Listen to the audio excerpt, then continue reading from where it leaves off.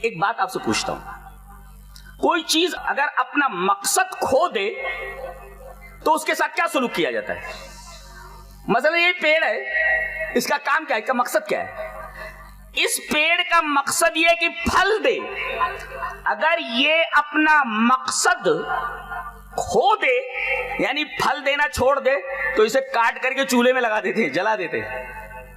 آپ کو معلوم ہے کہ ہماری تخلیق کا مقصد کیا ہے؟ موج مزہ کرنا،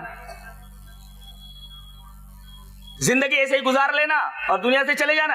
قطعاً نہیں۔ اللہ تبارک تعالیٰ نے فرمایا جیسے ہر چیز کا ایک مقصد ہے، یہ درخت ہمارے سامنے اس کا مقصد ہے پھل دینا، اور کوئی چیز اگر اپنا مقصد کھو دے تو اسے کاٹ دیا جاتا ہے، جلا دیا جاتا ہے، چولہے میں جھونک دیا جاتا ہے۔ اللہ نے فرمایا وَمَا خَلَقْتُ الْجِنَّ وَالْإِنسَ إِلَّا لِيَعْبُدُونَ، میں نے جنوں اور انسانوں کو پیدا کیا ہے، مقصد میری عبادت ہے۔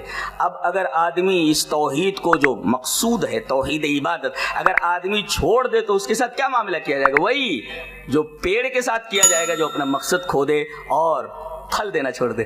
تو گویا کہ توحید بہت ہی نازک ہے۔ ایک بات معلوم ہوئی، اس کی جو ضد ہے، اس کا جو اپوزٹ ہے شرک، اس کی چال چیونٹی کی چال کی طرح ہے، زندگی میں ذرا پتہ بھی نہیں چلتا۔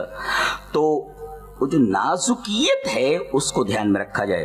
اور دوسرے، ہماری زندگی کا مقصد توحید ہے، اگر اس مقصد سے ہم ہٹ گئے تو ہمارے ساتھ وہی سلوک کیا جانے والا ہے جو پیڑ کا اپنا مقصد پھل دینا کھو دینے کے بعد ہوتا ہے۔